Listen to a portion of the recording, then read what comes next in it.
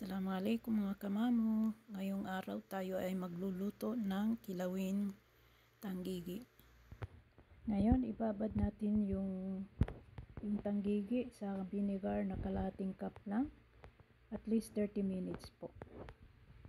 Bale 1/4 kilos lang yung isdang tanggigi. Bale sinama ko na yung balat ng isda. Okay naman yan maluluto din. Ngayon, habang nagbababad tayo ng isda, tayo ay mamaya maghiwa-hiwa ng mga isasahog dyan. Ngayon, after 30 minutes mga kamamo, ito na siya. Nilinisan ko na yan, hinugasan. Ganyan. Tsaka mamaya dagdagan natin ng konting vinegar.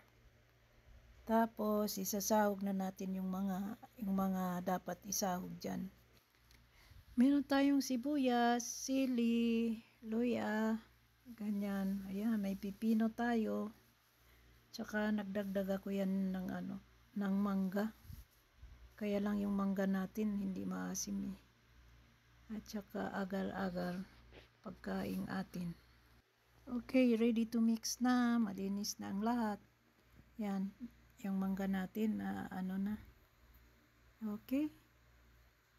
Yan, ang mangga, sibuyas, luya, pipino, at saka sili. Yan. Yan ang natin. Isasahog dyan. Ganyan. Okay. Panoorin na lang po. Yan.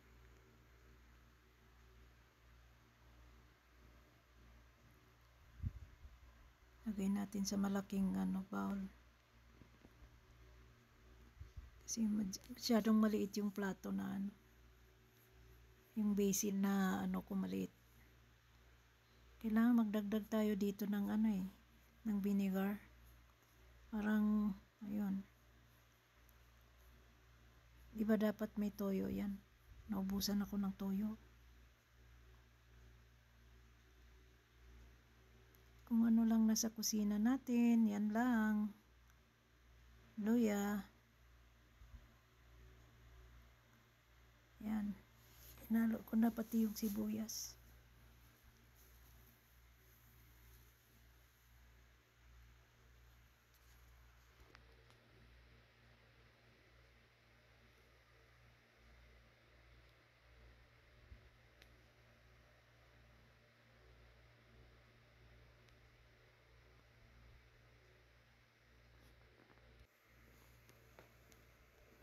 Okay na, ihahalo na lahat dyan para minsanan na lang.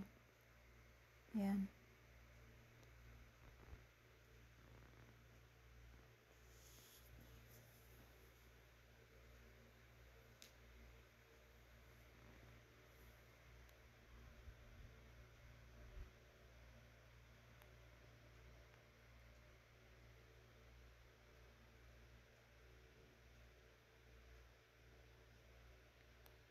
Halo-halo lang. Hindi na ako magkutsara. Malinis naman yung gloves na hawak ko. Okay, mix lang ng mix natin yan. Parang kulang pa ito ng ng vinegar. Medyo dagdagan natin ito ng vinegar ng konti. Ayun. Ayan. Okay. Ayan. Yummy, yummy. Lagyan natin ng asin.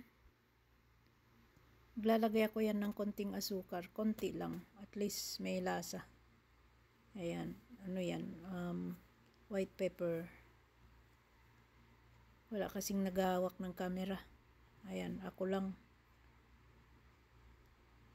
Practice lang pag may time. Alam nyo na. Yan. But anyway, masarap yan. Tapos mamaya, lagyan natin ng agal-agal. Yan.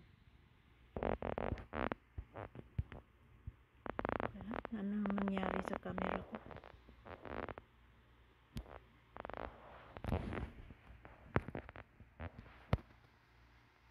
Wala kasi tayo tripod para mailagay yung cellphone.